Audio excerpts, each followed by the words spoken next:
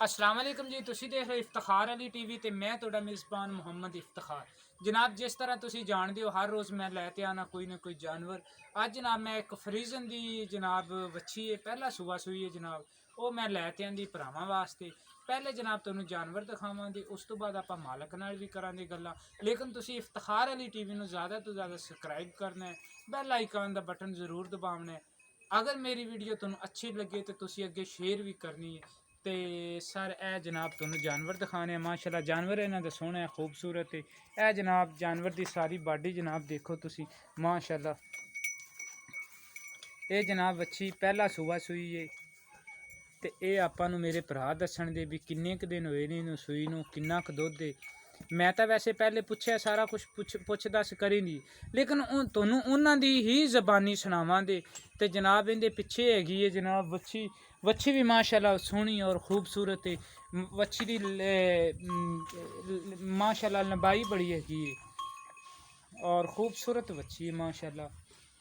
ये आपां नूं भरा तो आपां हुण तसल्ली लैने आ भी किन्ने दिन होए ने जनाब इहनूं सूई नूं ते किवें दा हिसाब किताब है,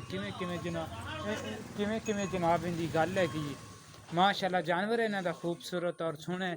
आपां आपदे भरा नूं आखांगे आपां नूं जनाब ये टूर ते भी दिखावेगा ते तुहानूं जरा थणा दी करवा दईए तसल्ली।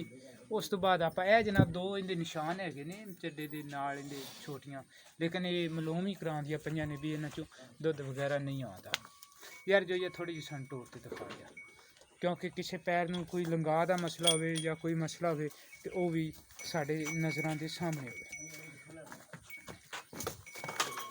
संभलते माशाल्लाह। खूबसूरत बच्ची है जनाब, ठीक है लै आओ पीछे।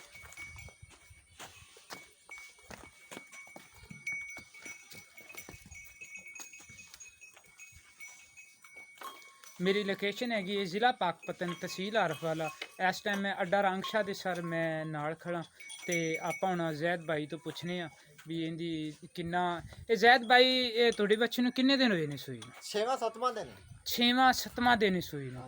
ते जैद भाई हाज़र वक्त हुण आपां इहदे थल्लों किन्ना दुध चोई जाने ते किन्ना बच्चे नूं पिया? ਇਹਦੇ ਥੱਲੇ ਹੋ ਜਾਣਾ 6 ਲੀਟਰ ਡੰਗ ਦਾ, ਬੱਚੇ ਨੂੰ ਇੱਕ ਥਾਂ ਛੱਡਦੇ। ठंडा दुध इहदे ਠੰਡਾ थल्ले ਦੁੱਧ 12 ਕਿਲੋ ਤੋਂ ਟਾਈਮਾਂ ਦਾ ਹੋ ਗਿਆ।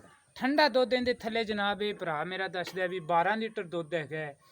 एक थण बच्चे नूं छड्डते ते ये भाई मूँह दे विचों किवें हैगी? ਉਹ ਵੀ ਤਾਂ ਛਿੱਗੀ ਹੈ। मूँह दे विचों छिग्गी है, पहला सूआ सूई है, वच्छी माशाल्लाह सोहनी और खूबसूरत है। ते भरा अपने नाल रेट भी जैद भाई खूबसूरत ही करिया जे। की डिमांड हैगी है सर इहदी? ਰੇਟ ਤੇ ਭਾਈ ਜਾਨ ਇਹਦਾ ਮੰਗਦੇ ਤਾਂ ਅਸੀਂ 2 ਲੱਖ ਰੁਪਏ ਆ ਤੇ ਉਂਝੇ ਦੋਨੋਂ ਪਿਆਰ ਮੁਹੱਬਤ ਨਾਲ ਦੇ ਦਿਆਂਗੇ 170 ਦੀ। 1,70,000 रुपया तुसीं आंदे हो यार। 1,70,000 दे विच भी जे अगर कोई मेरा भरा कोई प्यार मुहब्बत मंग लवे तां कोई किराया शराया ही आख दिंदा भी तो कोई रियायत करो यार, कोई हो जाए दी प्यार मुहब्बत। ਪਿਆਰ ਮੁਹੱਬਤ ਕਰ ਲਾਂਗੇ ਤੁਸੀਂ ਆਉਂਦੇ ਤਾਂ ਥੋੜੀ ਬਹੁਤੀ ਹੈ। 1,70,000 ਦੇ ਵਿੱਚ ਵੀ ਆਪਾਂ ਇਹਨਾਂ ਤੋਂ ਕੋਈ ਥੋੜੀ ਬਹੁਤੀ ਪਿਆਰ ਮੁਹੱਬਤ ਲਵਾਂਗੇ। ਕਾਲੀਆਂ ਸ਼ਾਖਾਂ ਨੇ ਮਾਸ਼ਾਅੱਲਾ, ਪਤਲੀ ਔਰ ਲੰਮੀ ਬੂਥੀ ਸ਼ਰੀਫ ਔਰ ਸਾਊ ਗਾਂ ਹੈਗੀ ਹੈ ਜਨਾਬ ਇਹਨਾਂ ਦੀ।